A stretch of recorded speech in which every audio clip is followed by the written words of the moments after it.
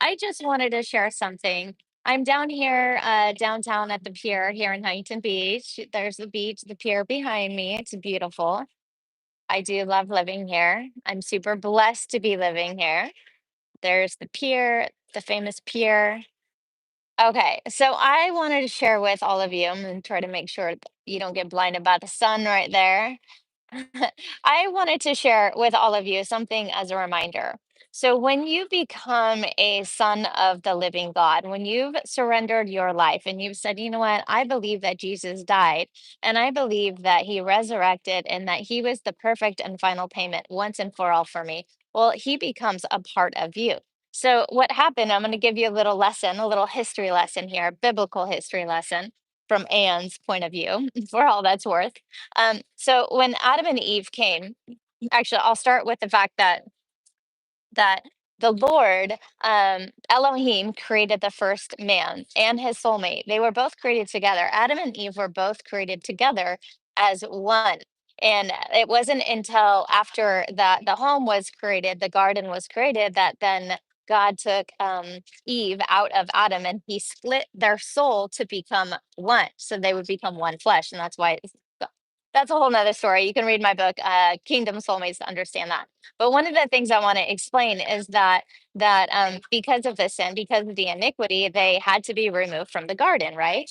And Jesus becoming the perfect lamb, the final payment once and for all of us, past, present, and future. And with that, um, he died on the cross. That he is no longer man. He is no longer flesh, and we all know that, right? We're like, yeah, yeah, we know that, but he is actually flesh within us. So he has resided in us. As soon as we choose Jesus as being a part of who he is in us, he now resides in us. He's in our mind. He's on the throne of our mind. He's on the throne of our heart if we allow him to. Now, if we become negative and we don't operate in who Jesus is within us, we get booted from the throne. We get removed from the throne, just like Adam and Eve were removed from the garden. We don't get to sit on that throne, because when we sit on that throne, there's power in our words and it becomes witchcraft. And the Lord doesn't want us to be doing witchcraft, especially at our brothers and sisters. So we get removed, right? But here's the thing is that a lot of people talk about who Jesus is. And hello to everybody that's on live right now. So thank you for joining me live. The power that Jesus is within us is because he's no longer that flesh and blood. He's no longer that man. He's in us now. He's manifested in us. So scripture, and I will be going a lot deeper about who Jesus truly is. Now I've done a teaching on here about his name and the son, the son of the living God, I believe is the name of the title for the YouTube for the message. But one of the things I really want to encourage you with right now, especially as this world is it's all still upside down and we're trying to figure out what's going on. We know there's a Luciferian agenda, right? We know there's something going on, and there's the view of the pier again.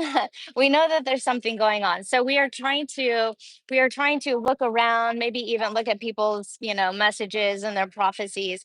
Nah, nah, nah, nah. Look to King Jesus. He will show you the truth. He will show you the way. That's the only way to do this. I don't want to be one of those people that say, well, see, I told you so, in 6 months or whatever. I don't want to say that. I want to just love on everybody right now. But as we're going through this and as we are battling attack after attack, it's very important for us to understand who Jesus is in us, that he sits on our heart, he sits in our mind, that he is on the throne of who we are. So we must represent who he is. Now, what I believe is about to happen is the manifested sons of God is about to just cover this earth, which means judgment. It's not just glory. So glory is judgment, and that's what that is. So people like, oh yes, glory, it's going to be signs, wonders, and miracles. Well, with that will come massive judgment. And well, I personally don't want to be judged, right? So it's a good time now to start doing that inner self healing, that inner deliverance, that soul deliverance, to know that as I sit on the throne in the Father's heart, that I can sit there with purity and with righteousness, so that what He's about to do, He can use that glory through me. That's the judgment through each and every one of us as souls here on the earth. That's who He is in us now, the manifest. the manifestation of the sons of the living God. In fact, we're actually more of the living sons of the living God. That's who we are when when we claim Jesus as our King. So one of the things is that as you get attacked, as these spiritual attacks, physical attacks, whatever they are, that you have to remember, who are you? You are literally the walking resemblance of King Jesus on this earth. So when the kingdom of darkness tries to make you believe or think that you're being under attack, not just rebuke that, because the rebuking, that's not like lasting. I think we all know, oh, I rebuke and it comes back in like 2 minutes, right? That doesn't necessarily work when it's our own soul, when it's soul invaders, people that we're aligned with that are speaking lies and doubt and unbelief and causing us to believe that we are not the King of Kings, right? And when I said that we are not the King, we are. Like when Jesus resides in us, that's who we are. That is who we are. When we become one with Jesus, that's who we are as the living Son of the living God, right? So that's who we are. And we have to understand that when we get under attack, I'm gonna see if I can stand. Well, I'll stay right here. When we get under attack, we have to understand what our authority and what our power is against those attacks. That we are now the walking, like, I mean, would anybody, they tried to attack Jesus, right? Lucifer, and I'll do a deeper dive in that. Tried to, when he was in the desert for the 40 days, he tried to come against him. There were different kingdoms coming against Jesus as he was here on the earth. And that's what's happening to us right now. Sorry, there's everybody's still really excited, if you can hear all that. Everybody's still really excited about Trump. Um, so anyways, I'm gonna wrap this up because I didn't want it to get too long. But the thing is that we have to understand our authority and our power. Now, when we start to understand that, we start to walk in the kingdom of darkness.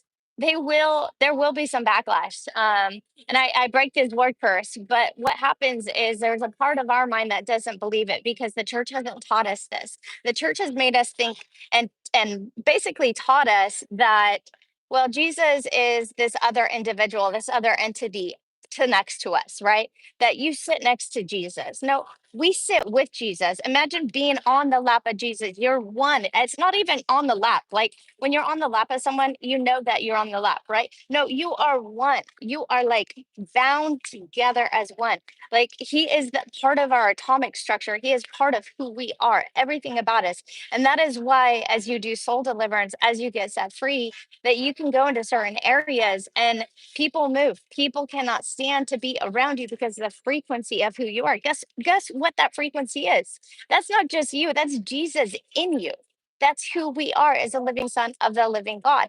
So I want to encourage you, as things start to shift, things will start to they will shake because this kingdom, the counterfeit kingdom, has to shake, and it's going to take people to the floor. It's going to take people to their knees.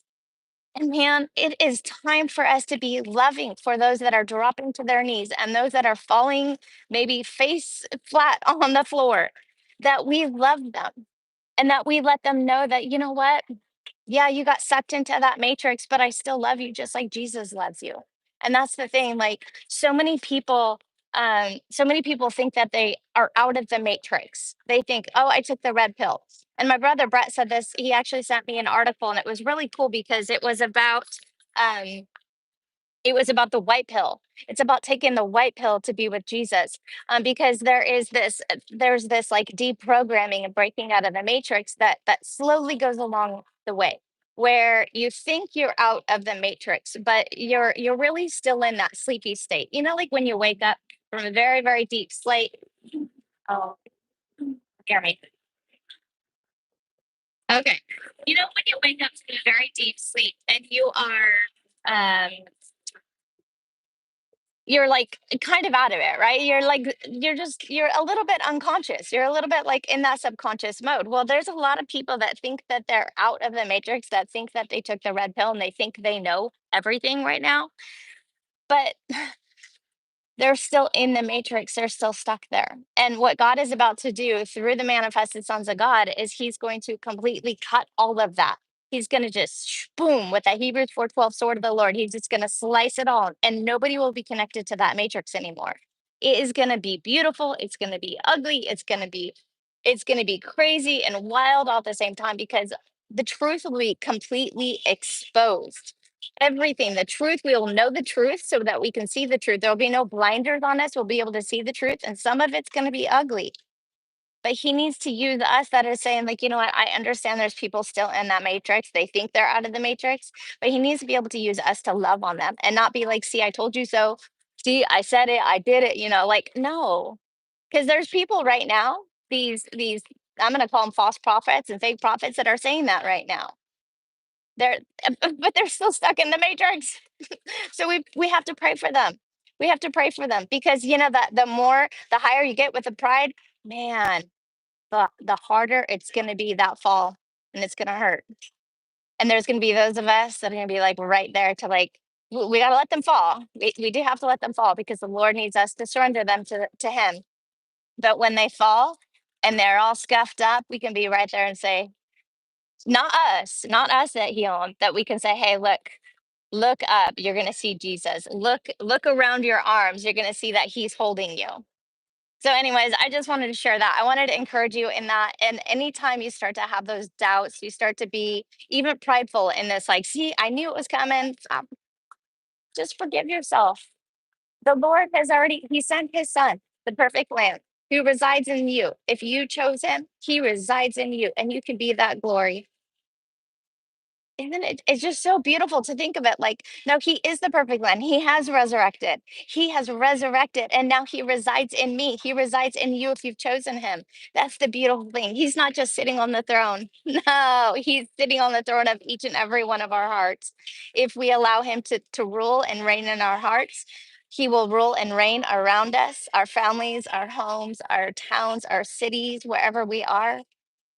It's just beautiful. So I just wanted to share that with you. I love you. God bless you. And I will try to come on here more often. I know I'm a lot on Instagram. I am gonna start probably go to that other platform with that like X that, but I have heard there's a lot of people over there that need to hear the truth. So and they think they're hearing the truth. They're hearing the red pill subconscious truth. So God bless you, each and every one of you. I love you, and I will figure out how to stop this. Here we go.